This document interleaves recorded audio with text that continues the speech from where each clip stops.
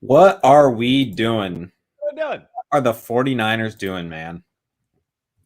Welcome everybody to the 49erverse.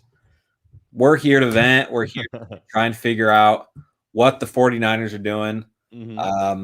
This picture just about sums it up the best way. Yeah. Best way that I can, man. It just felt like a punch in the gut. Yeah. Colt McCoy, James Conner looks like Walter Payton in his prime. I mean, there's no reason that we should have lost that game the way we did.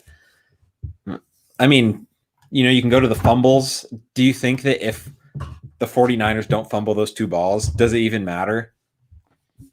We couldn't stop their offense. I don't know if it. Yeah. Those drives probably do matter. Like the spots and where they were fumbled. Mm-hmm. Not only did we have some pretty cool momentum, but they were also borderline red zone, right? Like we were getting there.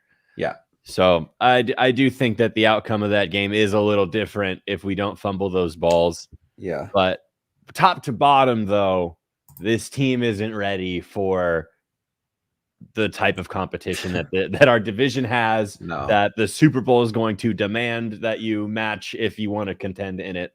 Yeah.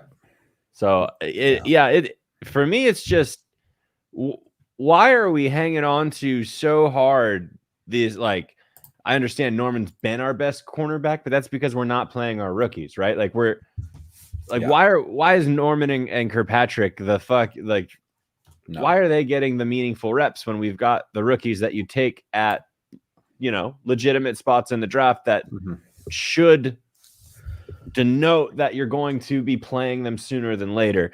Yeah. And then to hear comments of we didn't draft him to play this year. I was like, well, why did you draft? I mean, you literally can't be worse than Drake Kirkpatrick's putting on the field. 100%. I mean, dude's getting trucked by Benjamin. He's getting cooked up, down, left, right. Yeah. I mean, our defense was atrocious. I mean, we have injuries in the defensive line. There's flashes of good plays. Yeah, Bosa's an animal. Yeah. Eric Armstead played well. Yeah, Fred Warner is an animal. Al-Shaair is an animal. We have flashes of good things, but there's absolutely no way we can ask them to be legitimate game wreckers with the secondary we have. There's no they don't cover, right? They just the quarterbacks can just first read, got it. And our D line can't really, as good as they are, they're not getting there faster than, a first read is open. Yeah, and then Colt McCoy apparently is a little more mobile than we thought he was or something. I mean, he was dancing around sacks. He was turning. I mean, a couple times we had him dead to rights, and then he found a way to scramble for a 7-yard first down. We had a 3rd and 15 we gave up on a little pass to James Conner because our cornerbacks aren't paying attention, and it's and those are. This is what hurts even more though. Is those are mistakes that I would be frustrated with, but 100% okay living with if our rookies were making them. Yes. I see Hufanga make some plays that I'm like, okay, you're learning. But then I see some plays that are like, fuck yeah, dude. Yeah. I can't wait for you to just really take the next step.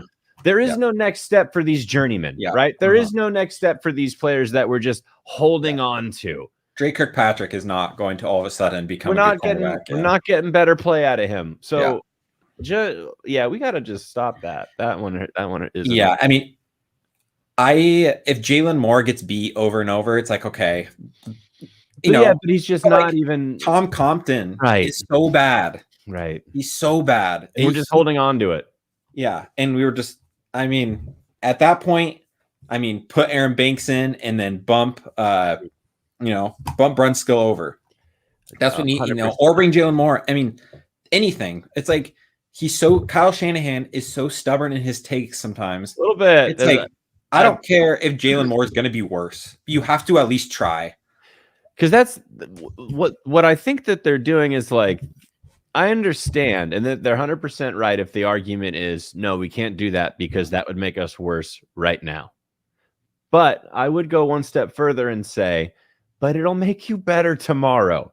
right? Like Yeah. the holding on to these journeymen doesn't do that. And I kind of extend that to Jimmy G, but that's just a whole different argument.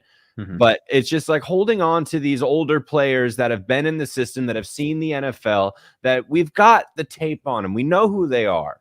Yeah. We're losing games by keeping them in our system.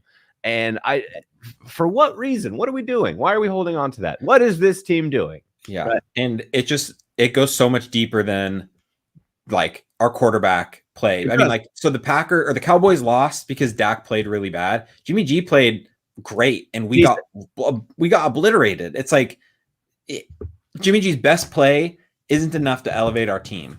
I would say he played decent. The box score would suggest great, but if you're watching, there's a lot of balls I don't like. Yeah. There's a lot of checkdowns I don't like, and like those. Yeah, he made some Jimmy G passes, but I mean, I thought he played well.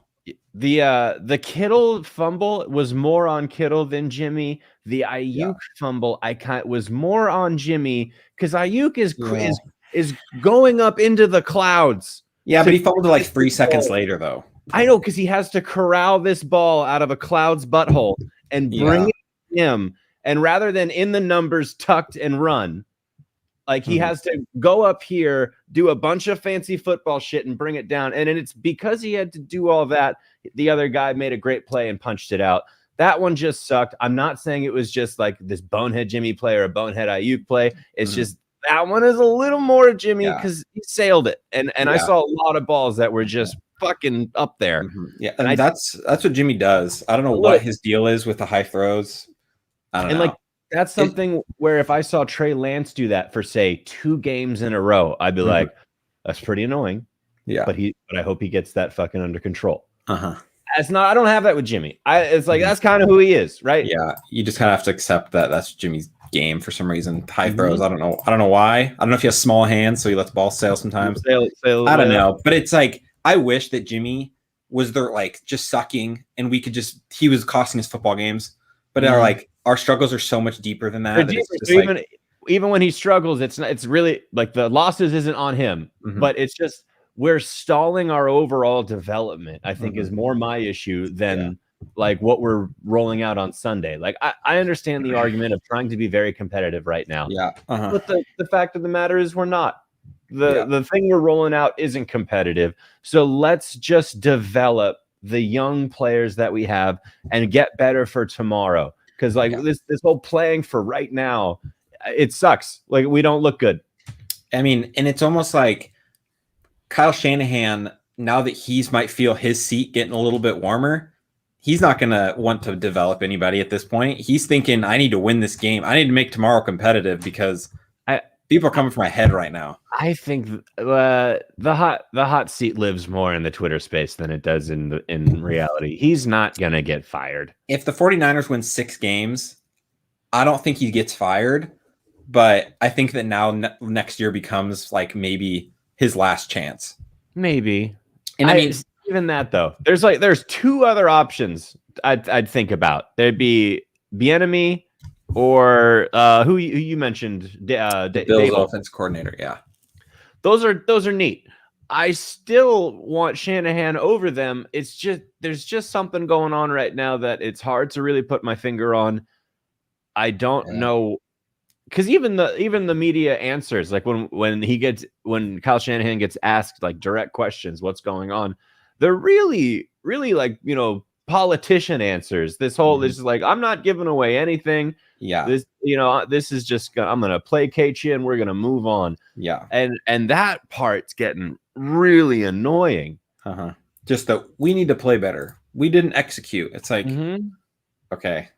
Yeah, it's frustrating because he doesn't ever say. He just says the team. I thought the team was going to play better. We had a good practice week. Like, okay, I don't know. It just seems like the Cardinals were so injured. Like we talked about no Murray, no Hopkins, J.J. Watt, A.J. Green. I was so surprised that Chase Edmonds, that they didn't play.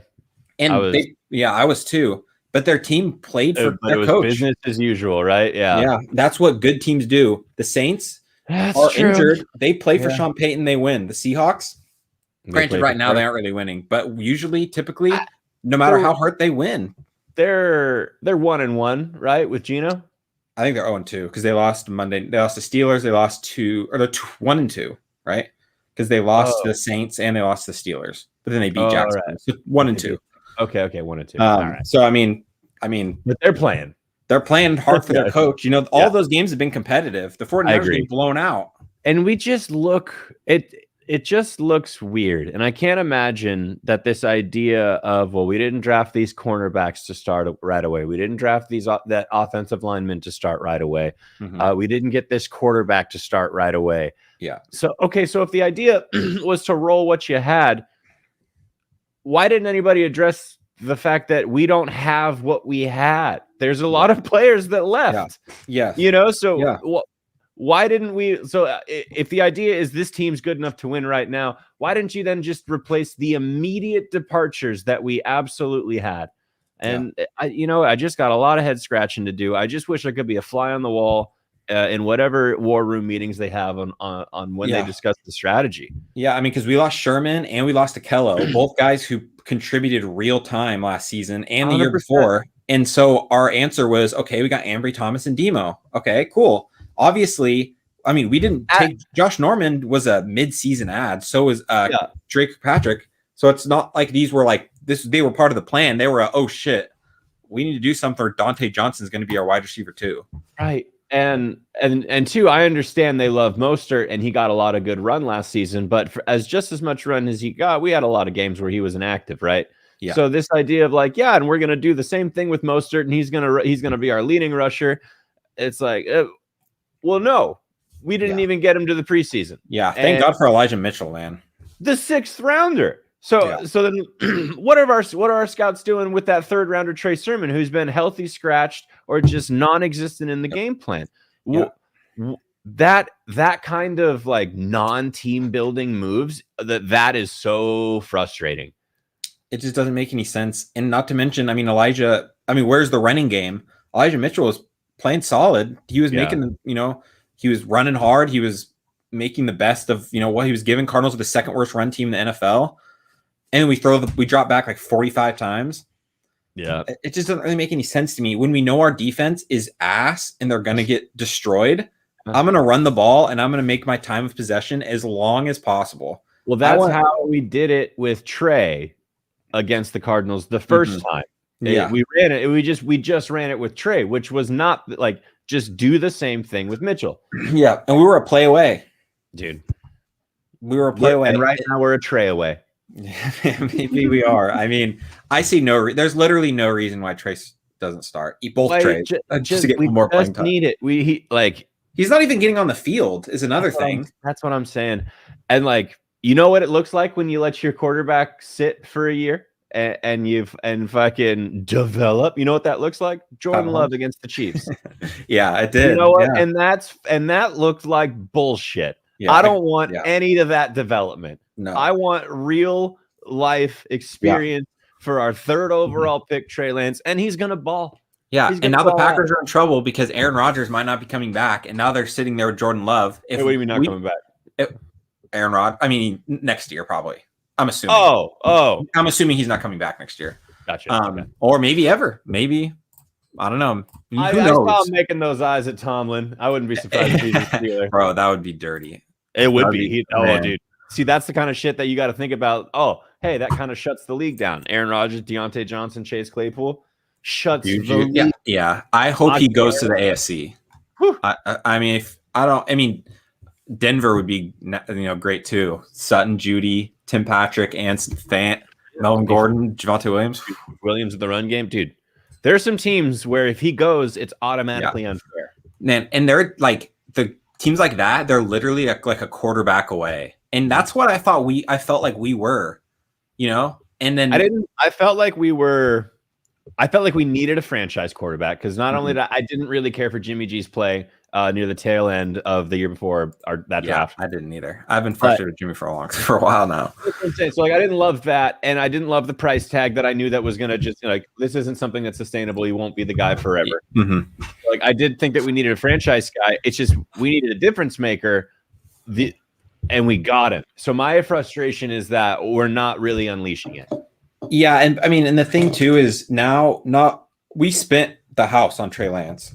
Yeah. and so now we don't even know what Trey Lance is yet, and we don't have a first pick. Like, we're not going to be picking till 40th, 50th now, because we're going to have to wait for the second round. That's another weird strategy for me too, with the picks that you take this year. When you say, "Oh, we didn't take these players for this year," like you took them. Okay, so you took them for next year because we don't have those picks. Is that the idea? So like, these players are going to be ready to roll with Trey Lance next year, and is that really the plan? Yeah, I feel like that's kind of a waste. With the stuff that came out about, like the GPS thing with Ayuk, how it was saying how he wasn't running hard in practice or whatever. Part of me's thinking like maybe Kyle Shanahan puts like a bunch of stock in that, and like Demo and like Trey Sermon and all these guys just aren't running hard at practice, and the meter says that it's not. I mean, I could see him being such a numbers guy where he's like, "Oh, the metrics say that you aren't running hard, so you are bad." Yeah, but I don't know. I feel like that can be misleading. Like Ayuk, who is a much more supreme athlete, probably doesn't burn max effort to complete the same route that like Sherfield did, right? So them running the exact same route, Sherfield needs to put out 100%, right? But Ayuk just didn't, and maybe that was it. But like when I'm watching a game, when I'm watching the shit that matters, Ayuk's making real plays. And one of the more, again, I keep coming back to this frustrating thing about the Niners.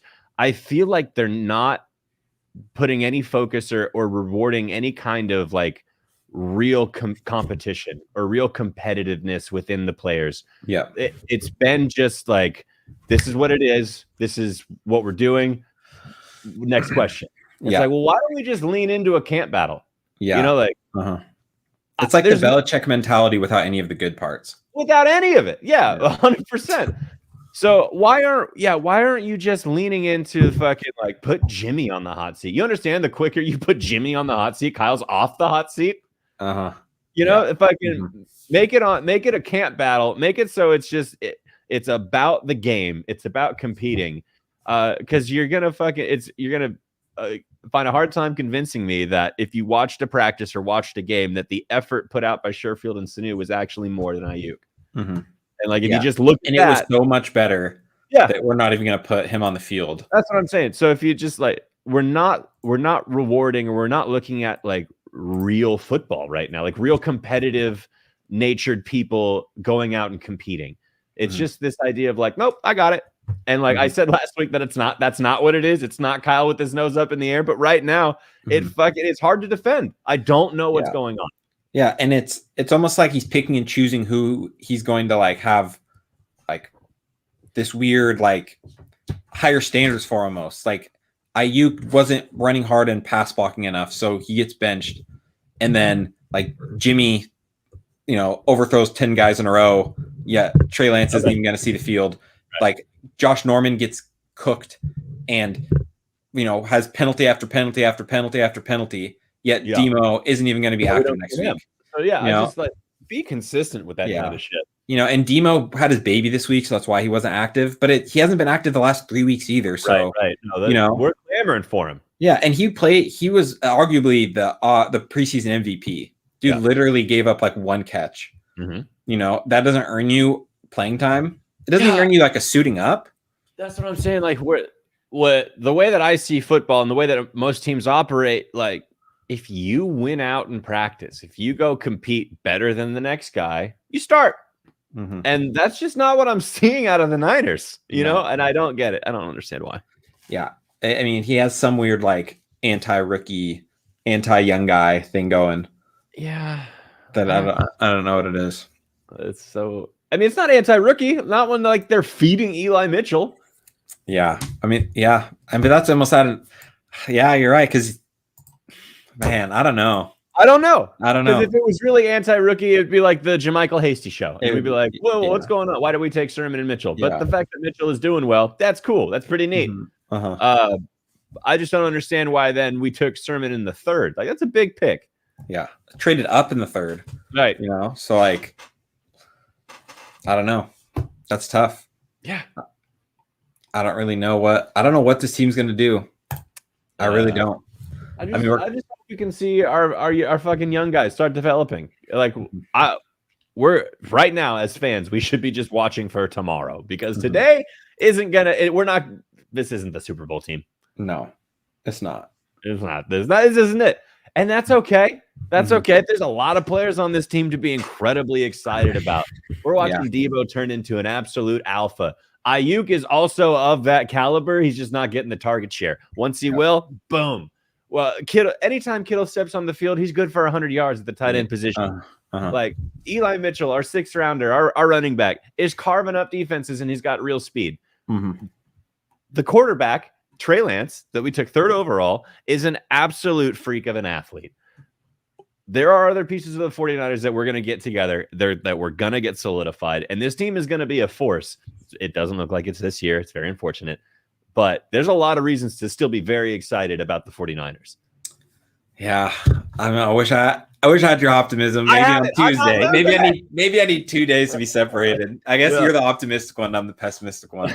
It's like we fucking suck. We have studs. There are Fred Warner's a stud. That makes it worse though. We have so many studs and we suck, man. It's just it's okay. Like we have the hard part. Does that make sense? The fucking part that most teams don't have. Yeah. The part that most teams don't have to try and build around and be good. We have that part. There's just other weird shit going on once that's ironed out, this fucking team has some real players. Yeah, but do we trust Kyle Shanahan to use those players correctly? Like let's say we go and fix the cornerback position. What if Kyle Shanahan doesn't play those guys? Like we draft a corner in the 2nd, and then he just doesn't even suit up. Yeah, I still trust him. I do wish though that something happens and there's just a little more transparency with what is going on. Yeah, it would be nice to know what his reasoning, because like we said, he doesn't ever say. He's not going to give us like any real reason why these guys aren't playing. Right. And I mean, Hufanga got cooked a couple times, but he also made some really big plays. There are plays where he messes up. There are plays, and that, you know what, I'm okay living with that. But there are plays where I'm like, dude, I see what you just computed in that noggin before you got to where you got. I see you, Hufanga, and he's gonna be good. And so that's what I'm saying. Just get the rookies out there. Rookie mistakes are okay, and you can get a feel for like their trajectory. There's no trajectory for these journeymen making the same mistakes over and over. And if we do want to win next year, these guys got to play. Yeah. That's the bottom line. I mean, we suck this year. Not good. And we bring in rookies who have never seen an NFL football field. They're going to suck for a little while. And we might as well get it out of the way. We're 3-5. Get it out. We're playing the Rams. We can't win at home. Man, it just sucks. Hearing the fans boo Kyle, it's just like, it feels like I'm back in. Yeah, don't 5 years ago. Booing's lame. Yeah. Booing's lame. Yeah, it's not really helping anything. It doesn't help, and it's like no one here is better at the job. Like anybody who's booing is not gonna go like, why didn't they take my application for the head coach position? Like they don't have the credentials. Don't boo. Would you trade Kyle Shanahan for Robert Saleh? No. What?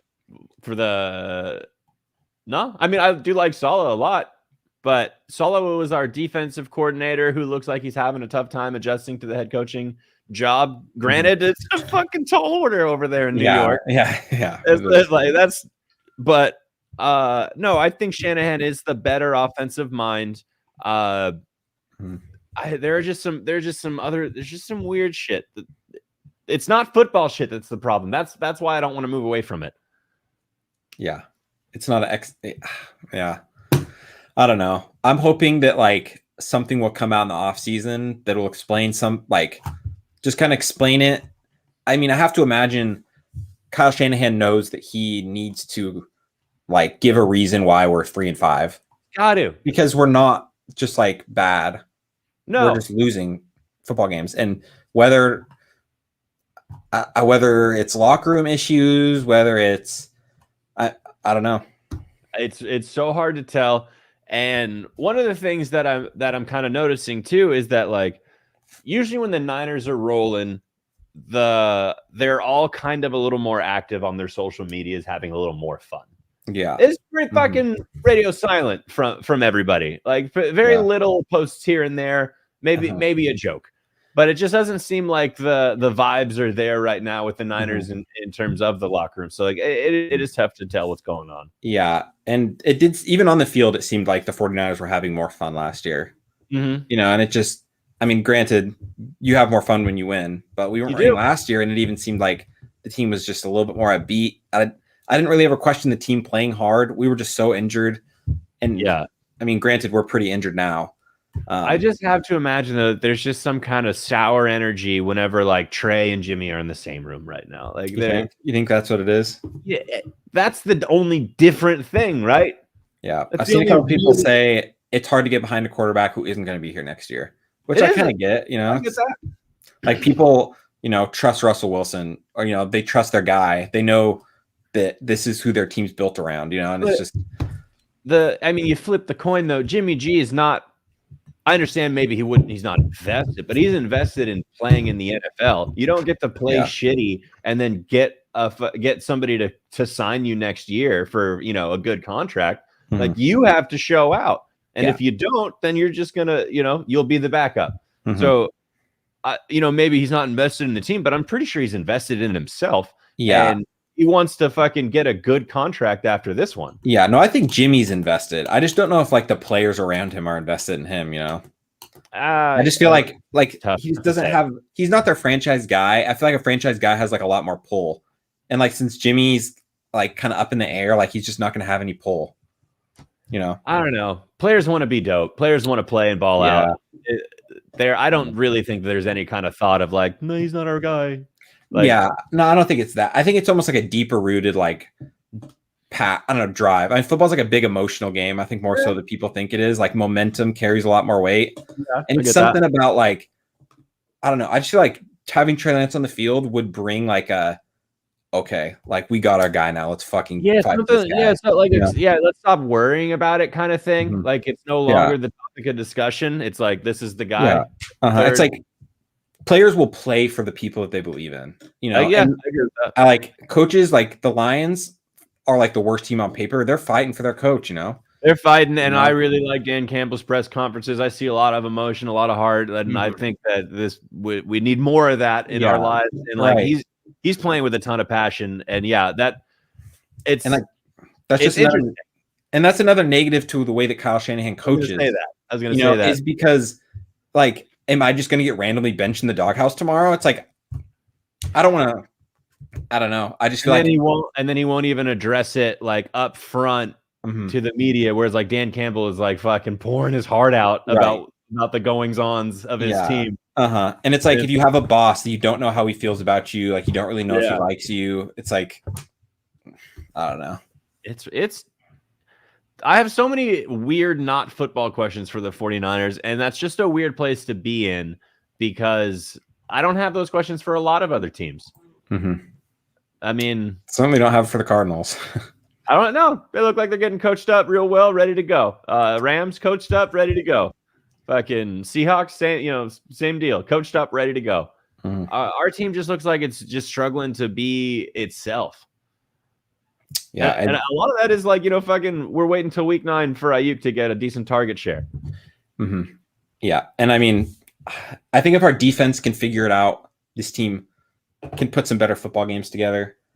But I mean, at this point, our schedule does get a lot easier. But I mean, I don't know. It's tough. We're asking not very good players to play good football, and it's just like, why are we getting surprised? Yeah, it's like, get the rookies in. I have no hopes going into the week, and they still let me down somehow. Yeah. I mean, like I expected us to win that game. You know, I didn't think we were just gonna. I don't know. I expect us to win against Colt McCoy. Last year, Colt McCoy beat the Seahawks when he was playing for the Giants. Colt McCoy's not a scrub, right? But he's also a backup. I mean, if Kyler Murray and DeAndre Hopkins are in that game, how bad are we losing that game by? Well, that's the thing. They were in the game prior. And like that was a much lower scoring affair. We had a defense that our defense played well that game. And I don't know, one guy can make a big difference. Dre Greenlaw can make a big difference. Yeah, and Jimmy Ward and Jaquiski Tartt make a big difference too. Yeah. And so I don't know, man. It hurts. It hurt, but I'm staying optimistic. I'm staying hopeful. I'll let you have the optimism. I'll be sad for a little while. Maybe by our Wednesday show, I'll be a little more upbeat. Yeah. All right, you got anything else, man? You want to talk about? No. Just go Niners. We're gonna get it together. It's gonna happen. I'm positive of it. Yeah. One day it'll happen. Hopefully. Mm-hmm. All right, we'll be back Wednesday for our show. Talk more about the disappointments, and we'll get you guys ready for next week. Come by, hang out. We will check with you guys next week. Yeah. Sounds like football, baby.